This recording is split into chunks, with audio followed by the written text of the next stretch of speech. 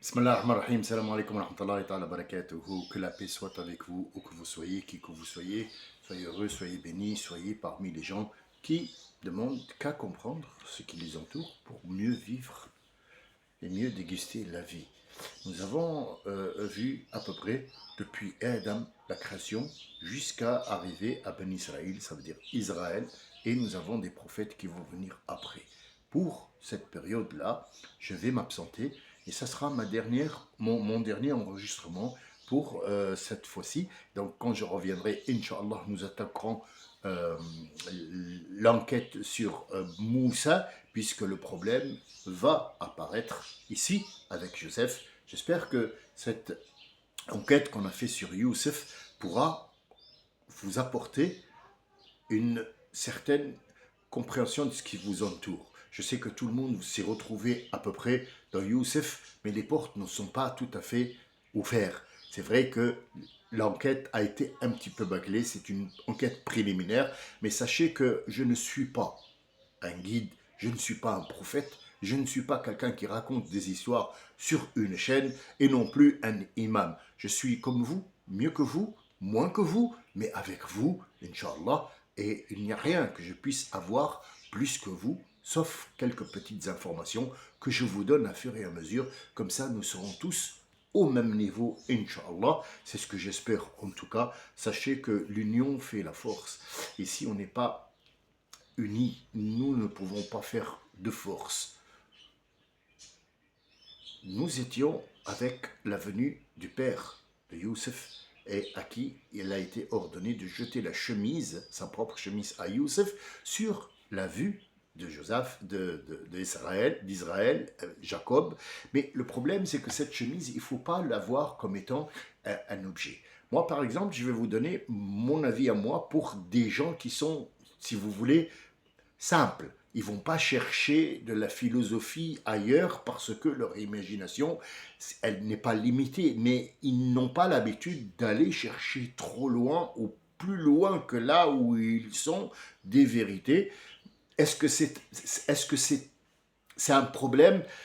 Quelque part, oui, et quelque part, non. Il y a des gens qui ne sont pas faits pour réfléchir, il y a des gens qui ne sont pas faits pour comprendre, juste pour être des suivants, et il y a les suivis. Hein. J'utilise ces mots-là parce qu'ils sont plus...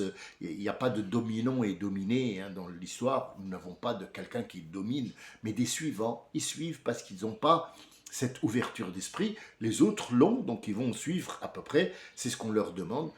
On ne va pas tous être non plus des scientifiques, tous être des avocats, tous être... Non, il faut une diversité dans la vie. Et dans notre religion, il y a aussi une diversité. Sachez que celui qui vous apporte quelques mots, il ne peut pas être en même temps l'imam, en même temps celui qui fait la prière, en même temps celui qui fait les lois, en même temps l'avocat, en même temps le juge, en même temps le commerçant, en même temps... On ne peut pas faire ça. Chacun a une responsabilité et un rôle dans cette vie. Sachez aussi que le temps n'est pas une notion. Le temps n'est pas une notion. Nous l'avons pris comme étant une notion parce qu'on n'arrive pas à comprendre comment est l'évolution. L'évolution n'a pas besoin de temps, elle a besoin d'étapes. Et nous sommes en train de parler de temps, et Allah nous le dit, le temps n'existe pas, il n'existe que sur terre pour vous. Je vous ai donné une lune, et ainsi de suite, pour vous reconnaissiez un petit peu le temps. Donc ici, nous allons terminer avec Youssef, et puis nous reviendrons. J'allais vous dire comment s'est passé les gens du samedi à Sabt. Malheureusement, j'aurai pas peut-être pas le temps parce que en fait je pars et je dois me préparer bien sûr dans tout le sens du terme pour des affaires familiaux et professionnelles aussi. Et puis une avalanche de responsabilités qui m'attend. Donc je dois être à peu près un peu libre, un petit peu, pour que les autres en profitent aussi. La ilaha illallah Muhammad Rasulullah. Youssef va faire monter son père et sa mère sur le trône. Ses frères sont devant lui. Ils ont reconnu leur tort et ils vont s'agenouiller et ils vont se prosterner. Non pas pour Youssef, mais pour cette histoire qui représente la vie en entier et le commencement de Bani Israël en tant qu'êtres humains complets qui viennent d'un rapport sexuel normal. Ils ne sont plus une donation, ils vont devenir des êtres humains à part entière, sachant qu'ils étaient à l'origine des gens qui sont normaux, sauf que leur père est une donation. Il n'a pas été créé par les règles et les lois qui gèrent cette vie que Dieu a mis en place. Et il a dit, je vais te donner de ma générosité, ya Ibrahim, quelqu'un qui va être une donation pour toi. Donc, pour qu'il soit conforme à cette vie, il faut qu'il passe par des étapes et il faut qu'il voie un petit peu qu'ils ont en eux le bien et le mal, plus que de mal que de bien. Vous allez voir que Bani Israël, à ce moment-là, ils vont être nommés chacun dans un endroit pour faire régner l'ordre. Puisqu'ils se sont repentis, leur père, avant de mourir, Israël, il est mort en Égypte, il leur a dit, comment, après moi, après ma mort, qu'est-ce que vous allez avoir comme Dieu? Ils lui ont dit, nous sommes des musulmans, muslimines. Muslim, ça veut dire nous allons capituler à ce Dieu qui nous a mis sur ce chemin, qui nous a vu faire notre mal et pour qui on s'est repenti. Mais ce qu'ils vont faire, ils vont faire énormément de mal puisqu'ils vont esclaver les gens qui étaient à l'origine et qui existaient déjà sur cette Égypte, qui sont pas encore les Coptes, puisque les Coptes vont venir après avec Jésus, mais ce sont les gens qui habitent là-bas et ce sont des Égyptiens.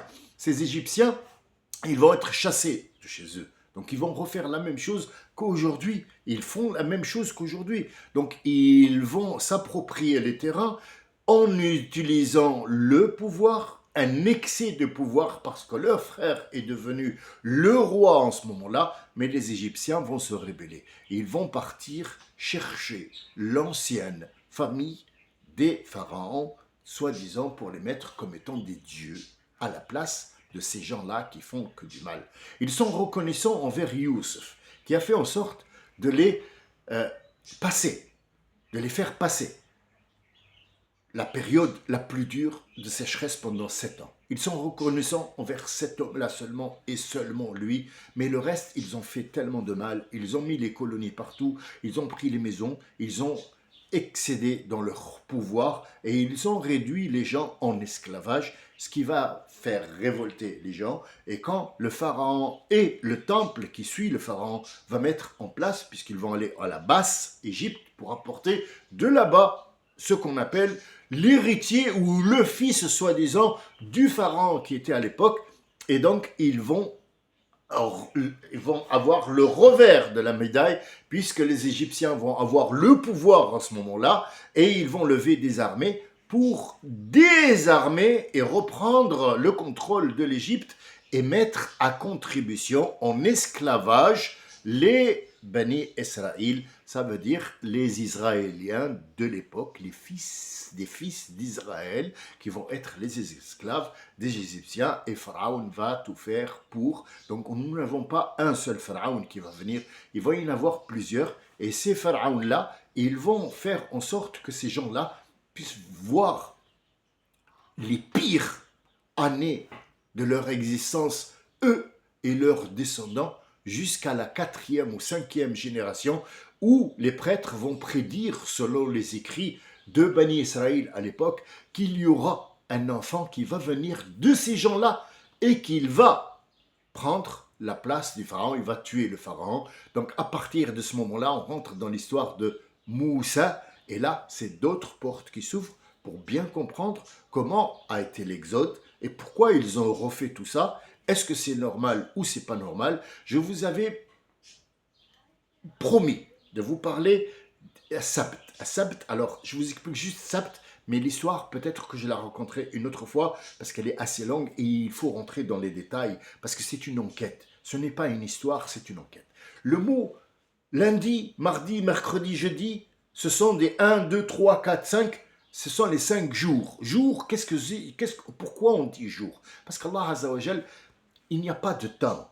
Le jour, chez Allah, est reconnu comme 1000 ans sur terre. C'est compliqué pour vous de comprendre ça, je le sais, j'en suis conscient. J'ai mis 2 ans à comprendre pourquoi une année chez Allah, ils disent Allah pour Allah, un jour sur terre compte 1000 ans. 1000 ans de qui, de quoi, de comment. Voilà pourquoi on doit aller plus loin que l'histoire en elle-même racontée comme ça sur une feuille et aller chercher des exemples, aller chercher des choses qu'on vit nous pour pouvoir comprendre ce que ça veut dire que le temps n'existe pas, il est juste sur terre.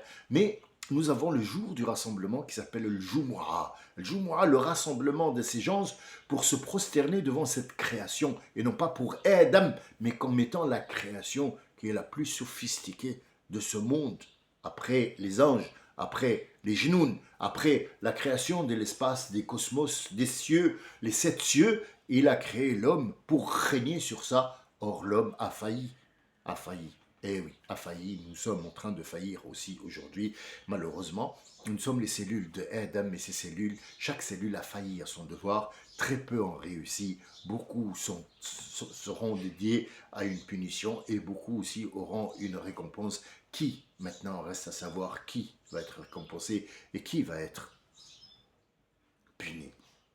Asabt vient après le rassemblement. Après que Bliss a refusé de se prosterner, il y a eu un fichage. C'est ce qu'on appelle le vide, ce froid qui a été jeté.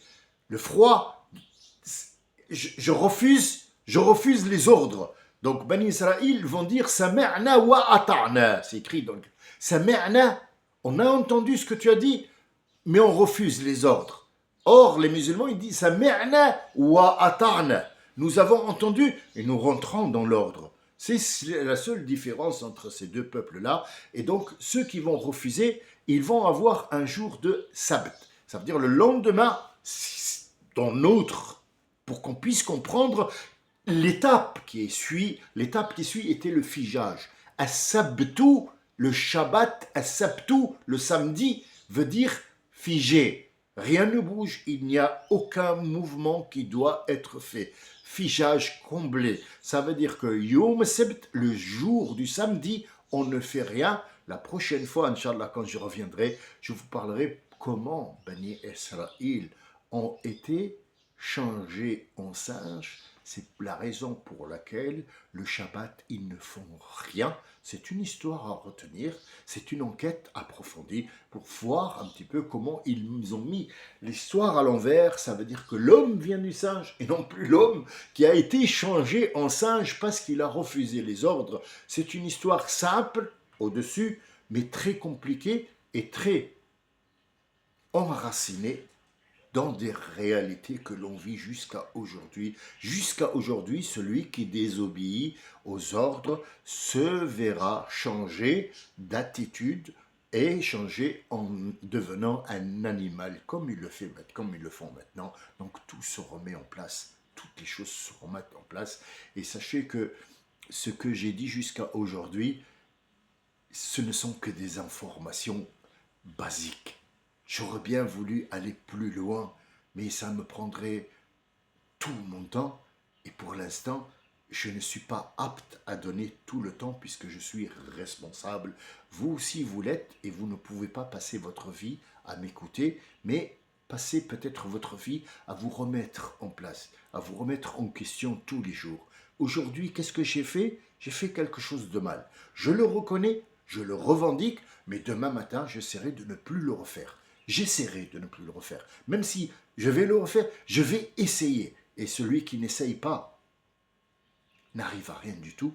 Et ne soyez pas têtus, restant avec des œillets comme ça, juste à un point de vue. Allez voir tous les autres. C'est notre Seigneur qui nous le dit. C'est Allah qui dit, ouvrez-vous aux autres pour pouvoir vous situer. Vous êtes où? Vous en êtes où de votre vie? Nous jouons tous un rôle. Moi, mon rôle, je ne me suis même pas posé la question quel était mon rôle jusqu'à aujourd'hui. J'ai des petites notions sur ce que j'ai fait dans ma vie. J'espère que je n'ai pas fait de dégâts. Alhamdoulilah, je n'ai pas été un alcoolique, je n'ai pas fumé de ma vie, je n'ai pas bu. Peut-être un jour j'ai goûté ou j'ai fait une bêtise, mais la plupart du temps, je n'ai pas touché à l'adultère, j'ai fait des bêtises comme tout le monde, des choix qui peut-être n'ont pas été en face de mes attentes, mais disons que tout ça a été dans l'ordre des choses. Quand on choisit un chemin, il faut absolument récolter ce qu'on a semé. On ne peut pas semer des pommes de terre et récolter des pommes. Non, non. Les pommes, c'est une chose et les pommes de terre, c'en est une autre. Donc, ce qu'on sème, on le récolte. Et personne ne le récoltera à ta place. Et même si les autres font des soucis, ou font des harams, ou font des choses, vous n'avez pas à supporter ça. Soyez bénis, soyez heureux. À bientôt, Inch'Allah. Je vous remercie de votre écoute, de votre suivi. Je vous reverrai lorsque je reviendrai, Inch'Allah. Salam alaikum wa rahmatullahi wa barakatuh. Que la paix règne sur vous à jamais. Salam.